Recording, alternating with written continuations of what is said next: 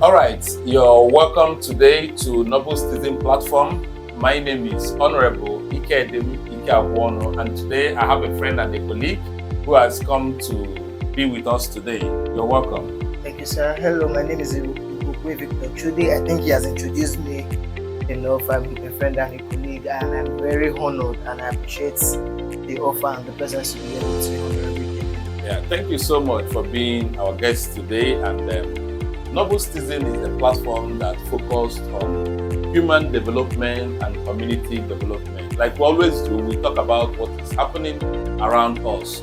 I don't know if you have heard about the that were found at the new Niger Bridge. That one being a woman. About kind of now. I can't come on, I'm on your. So I am on the antidote. One of the commander with my boys. Oh yes. I saw it on social media. I think it's been trending for the past 2 or 3 days. Yes.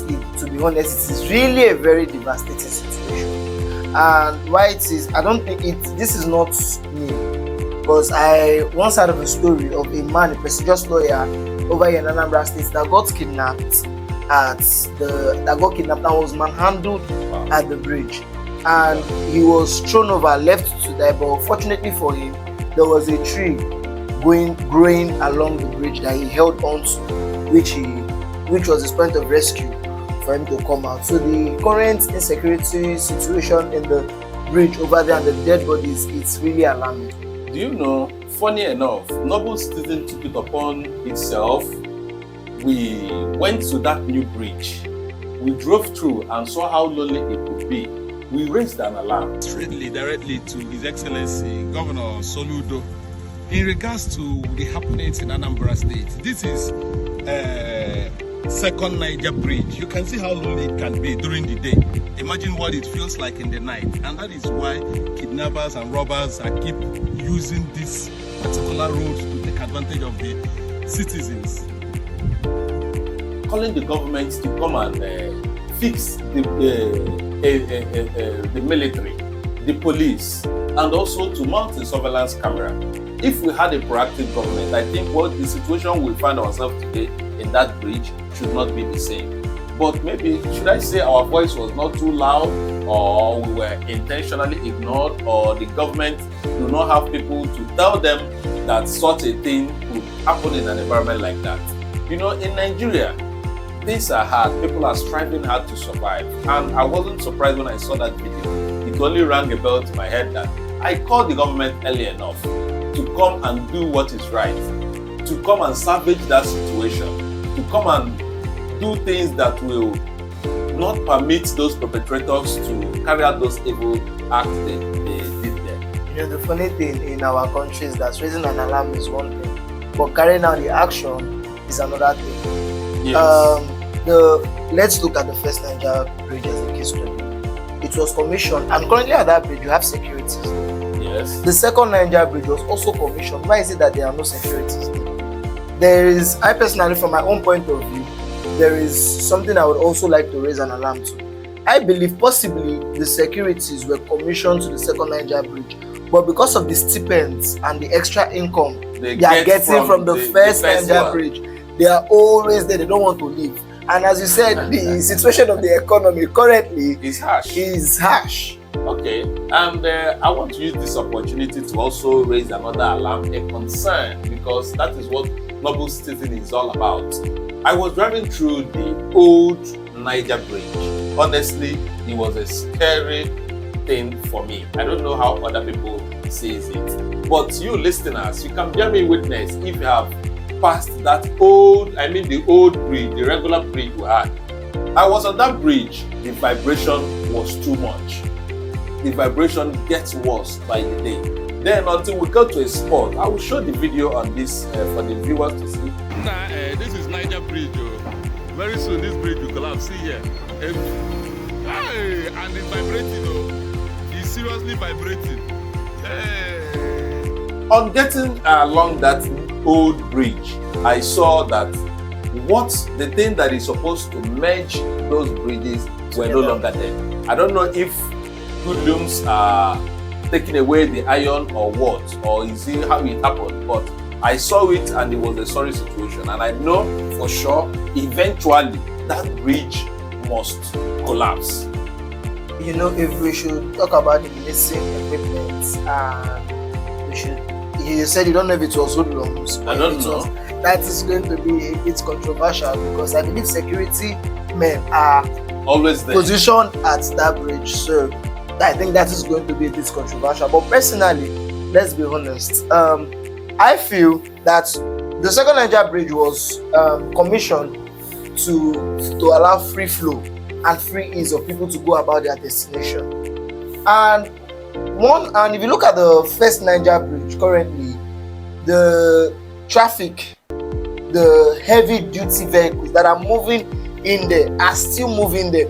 People are barely using the second Niger Bridge. And one of the reasons people are barely using the second Niger Bridge is because of the case of insecurity. And trust me, with the current video flying over, people will still stay away from the second Niger Bridge, putting in more workload on the first Niger Bridge. And let's be frank, everything is renovation.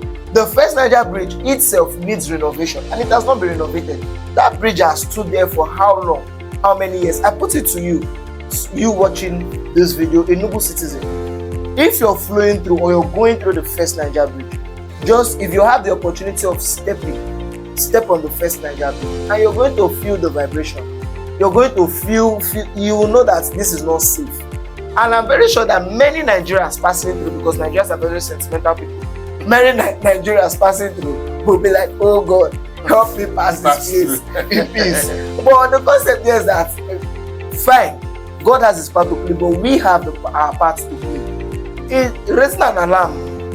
Yes, that is why we're here to raise an alarm. Governments need to do certain things. Number one, that road needs to be maintained. Secondly, after the maintenance, we must make sure that the police and the army should stop allowing hold up, go slow to be on that old bridge. People are supposed to drive and pass. Even heavy duty vehicles are also part of the traffic, and they will all wait on that bridge, which is not safe for anybody. You know the irony of this thing?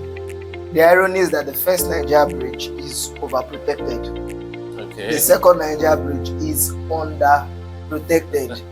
If you look at the first Niger Bridge, you have the police, you have the army, you even have the road safety traffic people at the middle of the bridge. Even the Agberos, permit me to tell them Agberos, because I don't know what they are wearing. I'm not seeing anything there, but they are just there doing their own job. And the first Niger Bridge, the second Niger Bridge is there, empty. But we are forgetting, what we are not realizing is that why people are leaving the second Niger Bridge, passing through the first Niger Bridge, is because of this security issue.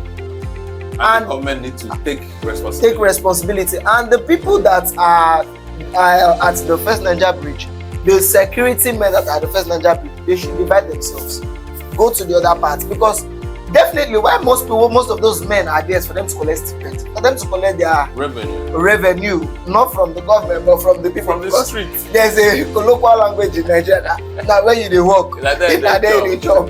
So go work another place, you go chop there too. We know that it is a normal thing in Nigeria. But honestly speaking, the security in the second Niger Bridge is something to be at alert for. And also the construction of the first Niger Bridge is also something, it's an alarm, because take it or leave it, something will happen, and it might either happen to you or it will happen to us, which we are not praying for it to happen to anybody. That is why noble citizens will always call upon the government to do what is right. Number one, place security at that second Niger Bridge. Put a surveillance camera and you will see all these perpetrators, they will run away. Then secondly, that old Niger Bridge should be maintained. It should be serviced, and the security men on that road should be cautioned. Let there be no traffic on that bridge, because bear me witness, if you've driven past that old bridge, it is vibrating and it's scary to me. I don't want what I'm seeing to happen. It will definitely collapse if government refuse to come and salvage the situation in that old Niger Bridge and the new Niger Bridge. We always tell you, you better be noble.